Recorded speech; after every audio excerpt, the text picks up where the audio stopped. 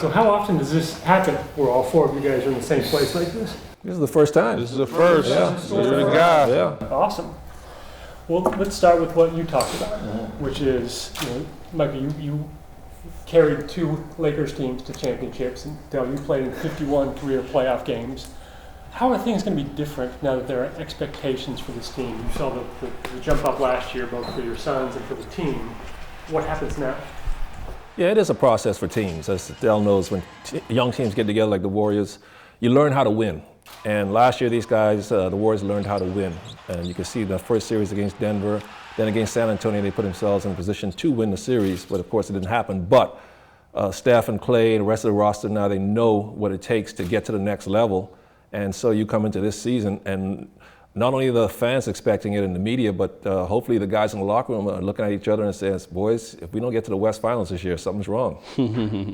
That's the thing. Once you get to the playoffs, it's a different beast than the regular season. You have to learn how to win and what it takes to win on a game-by-game basis. You're so focused and locked in. It takes a lot more energy than the regular season. And now they got a little target on their chest, so to speak, that they know they're a young team, hungry team, and the other teams are going to try to come in and make their season by beating them. Yeah, well, for Steph and Klay, does it feel different? I mean, you guys aren't going to, that's been the talk, right? You can't sneak up on teams now. You've got a target. Yeah, I'm not going to lie, especially, with the moves we made this summer, we're getting Andre, our summer league team looking real good with Kent, Draymond, Festus, and, Harrison playing great in the playoffs. And we got Dave Lee's an all-star. And Andrew's been looking really healthy lately. So, yeah, I'm not going to lie, it's different, especially compared to last year, and no one expected us to do anything. So it's a culture change to the Warriors, and it's a position we haven't been in a long time, so we're all so excited. On the same note, though, we have approached the season the same way with our preparation. Everybody's coming in early, like Klay was talking about. We've seen everybody together, trying to build that chemistry early. So there's still a hunger. Nobody's really complacent around here. And that same kind of drive and focus going into even before training camp starts is still there with everybody coming back early. So like he said, we have our eyes on bigger goals this year, and the process is the same going through the season. What's it like having Steph here too, for you and for you? To have two children on the same roster. Well, it's a good opportunity for Seth. Coming off an injury, he wants to be in the NBA. They've given him a chance here. Now he's got to go out and improve himself. So it's a good opportunity. Learn from guys that know how to play, to do it the right way. Great organization. So it's a good opportunity for him, and we're blessed that he's here. It's kind of a throwback to high school when I played with him my senior year, his sophomore year. You're proud when you see him out there playing well during pickup and things like that, and just the opportunity for him to hopefully leave an imprint on training camp and preseason, and hopefully make the team and start his own career. For Dell and for Mychal, not only are you former players, but now you're part of the media, you're broadcasters. How do you handle it when your sons are on the court? Well, for me, it's easy. As long as I always told Klay this and his brothers, as long as you compete hard, I'll never criticize you. And that's one thing I always admire about Klay. He competes really hard. Steph, this whole team competes hard. They play hard, they come and show up, and they play every night. And as far as I'm concerned, as long as he does that, I've got no criticism of his game. Do I understand this right? You call him Thompson on the air? No, I call him Klay. I wanted to call him Klay Boy, but his mother wouldn't let me do that. Plus, Klay wouldn't like that either. I was his nickname. He was just a little toddler, but he wouldn't like that. Well, the way they played last year, there's nothing negative you can say about their play, especially when they played the Bobcats. But my play-by-play guy, he does enough bragging for my son. He watched him grow up in Charlotte, so I just feed off him. But it's a little different. When I first did their first game, Klay wasn't with a team yet, but Steph, when I'm sitting at home, I watch the game, but I'm watching him at all times. Found myself doing that in the first quarter when I'm calling in. I go, whoa, I got to watch that. I got to watch everybody here. Do you guys ever hear what they say about you on the air? Sometimes, I'll TiVo a game. We play Lakers. I like hearing him talk on the radio. I'm not gonna lie, it's pretty entertaining. He kind of brings a different personality than I see at home. So, his radio personality is pretty fun. He gives you know, he holds the Warriors high, but I feel like we're always second place to the Lakers. So Well, that's true. I'm still a little butthurt to that. Gold. Yeah, but you know, hopefully you can dethrone them this year. My rookie year, I got the DVD of the call of their broadcast, and of both games, home and away, and I watched both of them. And then last year in Charlotte, I listened to or watched the playback because they were talking about our family and my daughter, wife, my mom were all sitting in the same section, same row, and kind of passing the baby back and forth, and they were talking, kind of putting him on the spot. And talking about his family, so it was kind of a cool moment. And people in LA always call me up on the radio, and probably you too, Dell, in this situation too. Score tied, 4 seconds to go. Klay's from the corner shooting the shot, or Steph. Lakers on the floor. What do you want that shot to do? From me, I say I want him to miss.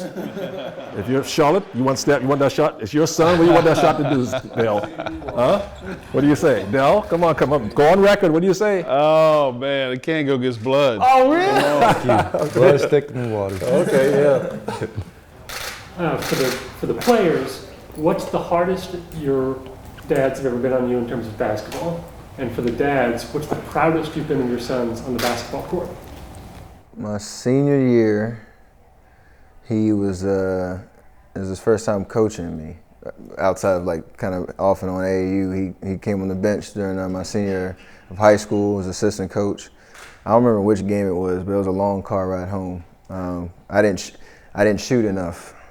I was like a really unselfish player as a point guard in high school, and certain situations in the game I could have been a little more aggressive, you know, trying to score and lead the team that way. I kind of shied away from it a little bit, and he got into me. I had opportunities to do it, and I kind of shied away from it, and it was a long car ride home, but that was probably the hardest he's been on. And did that message hit home? Oh, for sure. That is a That's like cardinal sin. Not shooting up in my house. Yeah. Nah, but I remember that. He was passing to some kid who was open, but I'm like, the guy's open for a reason. They want him to shoot, son. So, proudest moment, I don't know. I guess when they called his name up at the draft, number 7, the Warriors, knowing that he was going to play the game that I played and loved for a long time, and at the highest level, and the work that he put in to get there. No, we had nothing to do with him. Obviously, we were fathers. We gave them what we knew about the game, but they still had to work and make it their own way. So I'm very proud about that. My proudest moment, Game 2 against the Spurs, the way this team responded. This is a young team, and they could have easily just sort of packed it in San Antonio, saying we blew Game 1. But these boys came back, man, and they showed the world what they're made of, and what's in the future for this team. And I was so proud of the way they responded in Game 2.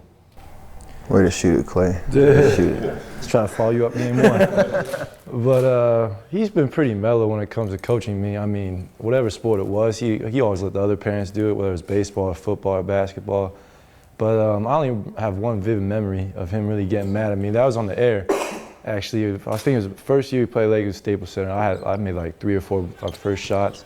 You know, as a shooter, you kind of have a heat check. You know, that 5th one, I pulled up like a transition 3. I think I airballed it right, and I just hear him. My friend sent me the sound bite on the radio. I just hear my dad go, "Klay, what are you doing, man?" And I was like, I was just laughing at that. And that's the only time I actually heard him really, like, you know, get on me. Other than that, as a kid, you know, he wasn't that bad. You know, he kind of teased us when, you know, me and my brothers and him would play 2-on-2. He'd always get in my older brother's head. My older brother had a bad temper, so he'd always know how to push his buttons and set him off. So Mikey's a real one that my dad really would get on. Dell, you brought up the work ethic that it took, you know, for all of you guys to get the success that you've had. I'm curious, from the players, what do you think you inherited from your dads, and what do you think you worked to earn all on your own, in terms of a particular aspect of the game? Tough question. I would say my knowledge of the game I got from my dad. You know, growing up around an NBA atmosphere, I'm sure Steph can testify to this, that you feel like you kind of have a step on other kids growing up, you know, just from understanding how to read screens or how to run a pick and roll, simple stuff like that. I'd say I got my knowledge of the game from my dad, you know, just being able to go experience live games, being able to have the NBA package, watch all the NBA games, and, you know, just go out and do it. And I'd definitely say I got the knowledge of the game from my dad.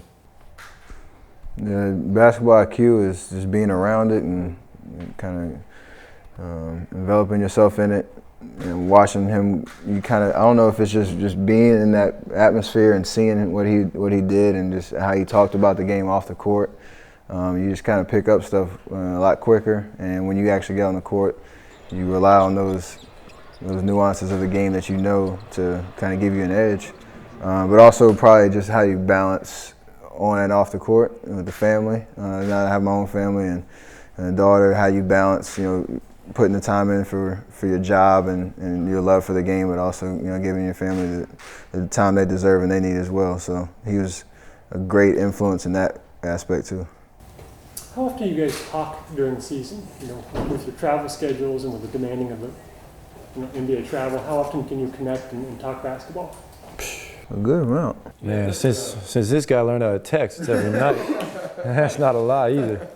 Every game, which is cool, I'll call him 2 times a week maybe, but he's texting me after every game. Great job. You need to rebound more, stay out of foul trouble, little stuff like that. Yeah, there's stuff like that. Now, this age of social media and technology, you can just leave little text messages and stuff. You don't have to talk as much, which I'm sure the kids really appreciate. Yeah. But just send a little text message. And you don't want to, inundate them with them because they've got coaches who can do all that stuff. So you don't want to be too overbearing as a parent. You got to give them some room. That's me. I don't coach much anymore. I mean, they got the best in the game here, and it's their job to coach them. So you get too many people in your ear, it could be not a good experience. So I enjoy watching the game. We talk about golf more than we do basketball, probably. What advice from your dads did you pass down to this generation? I always tell Klay, Dell, is respect the game. Appreciate the game. This is a privilege to play in the NBA. Don't take it for granted.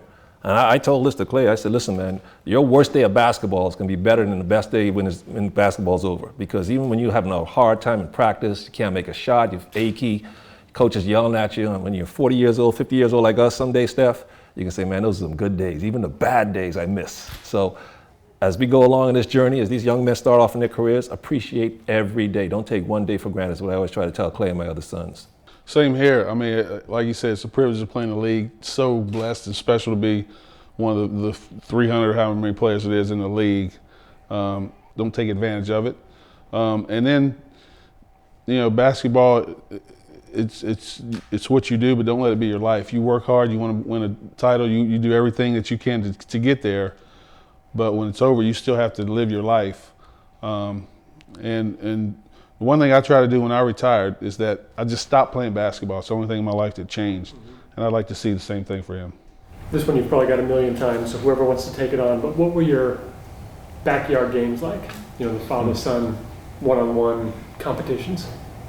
It was easy for me, Dell, because I could just back Klay and his brothers down the low post. See, Yeah. with you being a guard, you couldn't keep up with them little young quick boys that you was outside. But I had the advantage of playing in the paint, where you had to go outside and try to chase Steph and Seth around. I got a little girth on him. So So what age did Steph and Seth start beating you? What I age don't did they like were to they? remember that. I don't even know if we played one-on-one like that. I'm not a one-on-one guy. Shot horse. Yeah. We play horse all the time. I probably got you once or twice in middle school, maybe. I don't remember the first time. I don't remember. See, we talk about golf more. I remember the first time I beat you in golf. And it was on your birthday when I was 13. It's kind of bad taste right there. It's around 13, But, 14 years of age. I don't Klay remember and that. kids start being able to beat their fathers because we just can't. When they're 11 and 12, they're still so small you can block their shots. But when the time getting 13, 14, 15, then they're just too fast and too good for us. Combo finger wave. No, yeah, we could do that, but not when they turn 14. That's like the barrier when you have to give it up and say, okay, well, I can't keep up anymore. Mark Jackson kind of famously last year said this is the best shooting backcourt in NBA history. As 2 savvy veterans. What's your reaction to that proclamation? I've seen a lot of people try to come up with duos to, dispute that. I cannot do it. I mean, obviously, you've got backcourts that have won more and done more, but as far as shooting basketball, I can't think of anybody in my time. The closest? Oh gosh, I don't know if you ever had 2 guys that you've got one guy that carries the weight and the next guy's okay, but you got 2 guys that can shoot as accurate as they do. They didn't shoot as many threes, but maybe Isaiah and Dumars. They shot high 40s, low 50s. They just didn't shoot as many threes back in the 80s, back when we played Dell in the early 90s, but as much as Steph and Klay did. But I agree with that. I mean, I always thought that, And I was thinking that, Dell, but when Mark actually said it, I was like, whoa, he put it out there. I was like, but I always thought that in my mind. I never had the nerve to actually say it myself, but Mark had the nerve to challenge these two young men to live up to that lofty, expectation. But I always thought that. I just was too scared to say it. Well, a lot of kids are born with athletic gifts. When did you realize that these two were willing to put in the work to be great? What age? I don't know if there is an age. We had that conversation, when was it, like my 7th grade year, 8th grade year, when I was trying to play all like 4 different sports. Yeah. And we had to like try to focus down on what I was going to put my time and invest my time into, and what sport that I truly love to play and want to eat, sleep, breathe it all the time. And I was a big time golfer, loved baseball, loved basketball. But that was like the time we chose. We had that conversation. He sat me down and said, "You need to figure out, which one you want to work on the most, and let it rock." We did AAU basketball and baseball in the same summer, and that's when I said, "Hey, we're gonna pick one and stick with it." Yeah. Yeah, for Klay, it was about 5th, 6th grade. I could tell he always loved balls ever since he was a little boy. Little boys are like just pick up the balls and play with them. But ever since he started playing in 4th and 5th grade, I knew that he had a passion for it. Even though he liked to play other sports too, but by the time Klay got to, I'd say 9th grade, that's when he decided to play basketball. And I always tell him he made a mistake when he did that, because he hates for me to say this, but he was a heck of a baseball pitcher, Steph. You probably were a good pitcher too, right? I was a middle fielder and center fielder. Oh yeah, I couldn't pitch. Man, Klay had a curveball, looked like put Clayton Kershaw to shame. I think he's and being a 6'7" pitcher too. But he's doing all right, I guess. But boy, he could have been a big time prospect as a pitcher, but he gave it up for basketball. Yeah, too slow. Too slow. Too slow. You've been celebrating in the pool. That's right. Yeah. So I looked up some trivia on your dad's. That was the 15th pick in the 1986 draft. There were only 2 players in that first round who had more career points. Do you know who those players are? 1986 draft. I had no idea. 1986. I'm gonna go Brad Daugherty. No. No. Mark Price. Nope. Gee. Johnny Newman and I played the longest of anybody in that draft, so it wasn't him. Price, but was he a second rounder? He was second rounder, In yeah. the first round, it was Chuck Person and Ron Harper. Wow, yeah. So for Klay then, Mychal, you're the first round pick, or number 1 pick in 1978. Only 1 player had more career rebounds. Do you know who would have had more from that first round? Oh man, 78. Was it Moses Malone? No, I think it was some stiff that Boston drafted, wasn't It it? was some Larry stiff- Bird? It was that Yeah, stiff. that guy. Yeah. Whatever happened to him? I know. Never heard from again. Yeah. And then Yeah. 1 player from that first round had more career games. Wow, wasn't Larry Bird again? 78? Let's see, let me think. Phil Ford was the 2nd pick. 3rd pick was Rick Roby. He didn't last that long. 4th pick was Purvis Short, and go through the whole draft. You remember your whole draft? Probably don't, huh? I pretty much do, yeah. 5th pick. I don't even remember my whole draft. That was 4 years ago. I lose it after 10. Who else could have? I don't know. Ooh. Reggie Theus. Reggie. That's right. I remember all my drafts who drafted in front of me. I'm like, seriously? Took him? As to the great sports families in the NBA, what kind of kinship do you have? Because you guys can understand each other in ways that others can't. And how much do you follow the other, the Bonds, the Griffey families, the Harbaugh families? Do you think you relate to them in ways that are different? Oh, we don't have to do that now. The other sports, so many kids from our era is coming up now. The Hardaway's kid, Glenn Robinson's kid's going to be in the league pretty soon. So we've got our own NBA pedigree to follow, and much less from the other sports. Dell, we're getting old. All these kids now coming in the league makes us feel like, oh man, we feel like grandpas. I am a grandpa. That's right. Exactly. That's right. Yeah, but it's amazing how many former players, boys now coming into the league. It's fun to watch and see this new succession continue. What advice are you going to pass on to your kids that you get from your dad? I mean, really, at this point, it's just family first. You have a solid family, a solid support system. No matter what happens in life, things will be all right. And the fact that they supported me and anything I was interested in growing up, and allowed me to kind of venture out and do, let me kind of guide what I wanted to do with the good advice, and they had a watchful eye, but I had some freedom to kind of pick and choose what I'm interested in and kind of go at it. Yeah, just like what Steph said, I'm not going to force my kid to do basketball, even any sport. I mean, hopefully he does love sports. It's a lot of fun. But if he wants to be an architect, an artist, shoot, a movie director, doesn't matter to me. Or she. Or she, that's right. Volleyball player, it doesn't matter as long as they do what they love and they just give it their all. That's all I can ask for, really. And just try and teach them discipline and time management, all that good stuff, and that's all you can do. You talked about being frank and on the air, and you're fine if Klay's going to miss a shot against the Lakers. How do you handle it when these guys get criticism from others? When Steph was struggling with his ankle injury and fans started getting impatient, how do you deal with that as a father? I don't. I know what it's like as a player. You got to block all that stuff out. As a parent, you got to do the same thing. You talk to him, you know how your son's feeling, he wants to play. So it doesn't bother me.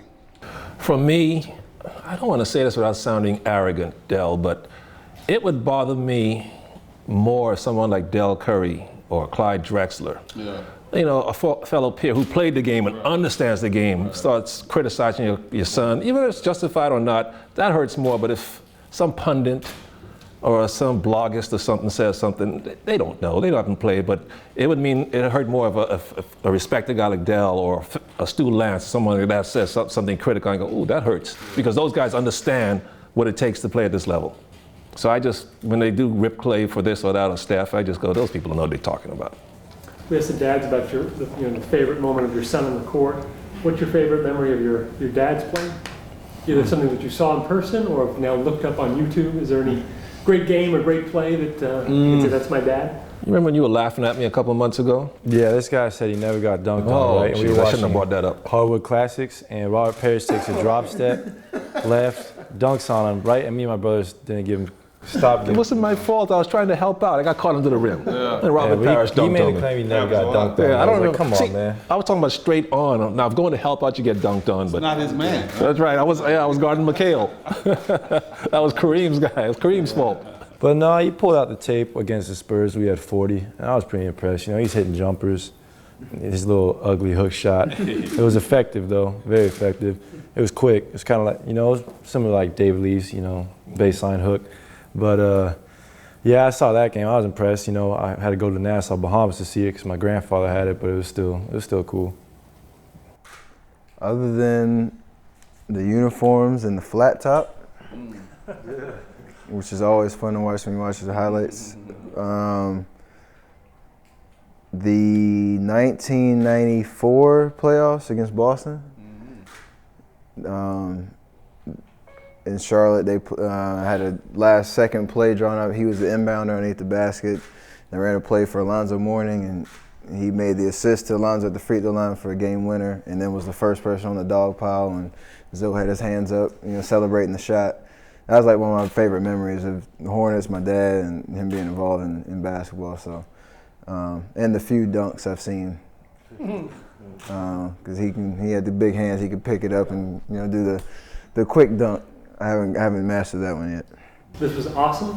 Thank you so much. It must be kind of fun to all get together and talk a little basketball. Yeah. Mm-hmm. Yeah, we're looking forward to big things this year. Hopefully everybody will stay healthy, especially Mr. Bogert, and this team is ready to make do something special this year.